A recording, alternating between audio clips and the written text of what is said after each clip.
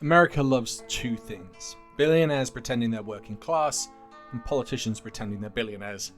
What happens when both want the same crown? Welcome to the House of Cards. We agreed to a mutually beneficial partnership. That's all. Yes. And what's become very clear to me is that I benefit in no way from this partnership. You are on the verge of making an irreversible mistake, Mr. Vice President. I may well be making a mistake. Who knows? You may have all the money, Raymond, but I have all the men with guns. Just to add to some weirdness about House of Cards, this guy is actually called Tusk. It's almost as if the show's creators predicted that this feud between a president and a billionaire would take place eventually. In the last 24 hours, there's been a complete breakdown between Elon Musk and Donald Trump. It's sent Maga into an absolute headspin because they don't know who to choose, and it's pretty dark where the feud goes. So in this video, I'm going to try and break it all down with a timeline of events, as well as some of the wackiest parts of this feud. Let's have a look at the feud. So in 2024, Musk endorsed Donald Trump for president and donates over $288 million to Donald Trump's campaign, becoming obviously one of the most significant supporters. He is a truly incredible guy, and I don't say that often. Later that year, Donald Trump made Elon Musk the head of the Department of Government Efficiency, later known as DOGE, although weirdly, it wasn't actually a department, but the aim was to streamline federal bureaucracy. And a few months ago, Elon Musk actually said that he loved Donald Trump, and Donald Trump responded. Elon Musk said today, I love Donald Trump as much as a straight man can love another man. What does the First Lady think about that? Oh, I think she'll be okay with it somehow. But only a few days later, something really weird happened with Elon Musk's son in the Oval Office. To restore democracy. Prices from one year to the next are the same, and they're. Yep, in March, Donald Trump was outside saying he was going to buy a Tesla because Elon Musk shares and Tesla were being damaged by protests taking place outside Tesla showrooms, as well as people refusing to buy the product and people torching the Tesla car lots. I'm going to buy, and I'm going to buy because, number one, it's a great product, as good as it gets, and number two, because this man has devoted his energy and his life to doing this, and I think he's been treated very unfairly by a very small group of people. At the end of May, Elon announces that he's leaving the White House. I'm honored to be with Elon, who's my friend, and he's done a fantastic job. Today it's about a man named Elon, and he's one of the greatest business leaders and innovators the world has ever produced. He stepped forward to put his very great talents into the service of our nation, and we appreciate it. And I just want to say that Elon has worked tirelessly helping lead the most sweeping and consequential government reform program in generations. That was the end of May, and by the beginning of June, it had completely fallen apart, and it all started with Trump meeting with the German Chancellor, as well as Elon having enough of this new piece of legislation being pushed by Donald Trump called the Big Beautiful Bill. Elon and I had a great relationship. I don't know if we're well anymore. I was surprised because you were here. Everybody in this room practically was here as we had a wonderful send-off. Musk was watching and he shot back on X. Without me, Trump would have lost. Such ingratitude. And it all comes back to the Big Beautiful Bill, where he tweeted a few days ago, "I'm sorry, but I just can't stand it anymore. This massive, outrageous, pork-filled congressional spending bill is a disgusting abomination. Shame on those who voted for it. You know you did wrong. You know it." And you kind of get why someone like Musk would be so hacked off with Donald Trump passing a bill that essentially, by most analysts, is going to add trillions of debt to the US.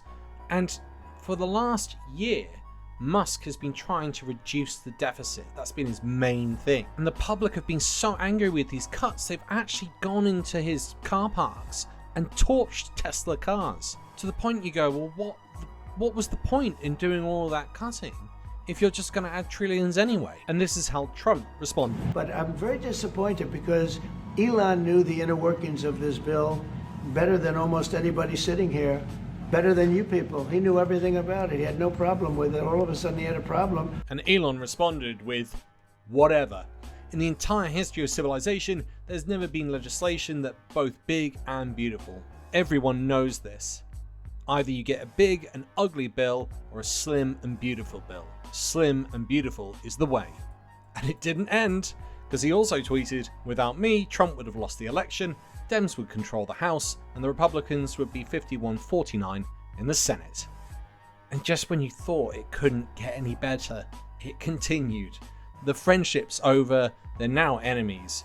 And Musk has been doing a couple of things to suggest that he wants to set up a new party, which he's now tweeting about, but also, he said in the past he will use his money against those that try and defy or defect from Donald Trump and the Republican Party. He can now use that to support candidates that are not in favour of Donald Trump. And Trump, of course, posted back saying that Elon was wearing thin and he asked him to leave. And there was still more. The easiest way to save money on our budget, billions and billions of dollars, is to terminate Elon's government subsidies and contracts. I was always surprised that Biden didn't do it. Of course Biden never did it, because why would he want to upset someone and make them an enemy? That is the stupidest thing you can do, and Trump's just done it. And then came the thing that we've all been waiting for, we've all suspected, and Elon seems to have confirmed. Time to drop the real big bomb. Trump is in the Epstein Files. This is the real reason they've not been made public. Have a nice day.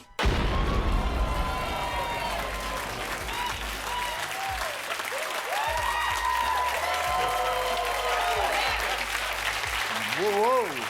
It's not as if there's tons and tons of evidence of Donald Trump being in league with Jeffrey Epstein, apart from, of course, this video footage. And of course there's this picture.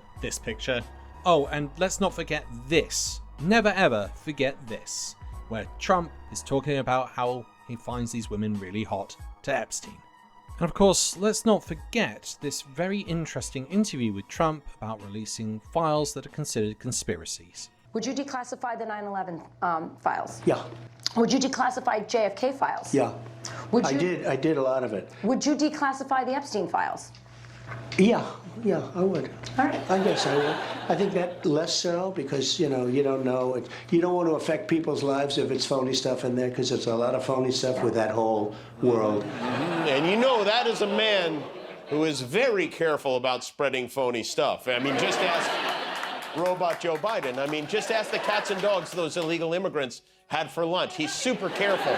So in our final part, how are Maga reacting to all of this? Steve Bannon wanted all-out war on Musk. He's a know-it-all. He knows some engineering. Don't get me wrong. I give a hat tip for that. But he doesn't know anything about the real world. Doge was, and for any fanboys that still exist, while you're wrapping up in your cape tonight, understand on Doge, he didn't find any fraud. There's plenty of fraud out there. This was President Trump's first complaint. Was this all BS? Right, with the Doge.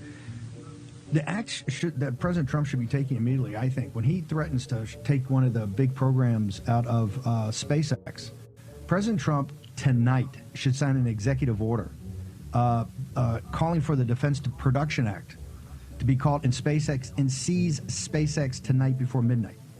Know anything?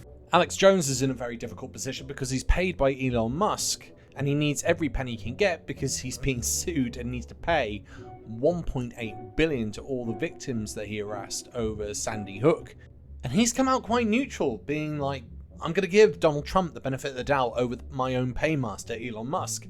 And it's creating a MAGA civil war because Cat Turd, this guy has 3.7 million followers on Twitter, is basically telling Alex Jones to stick it because he's not trying to follow or listen to Elon Musk.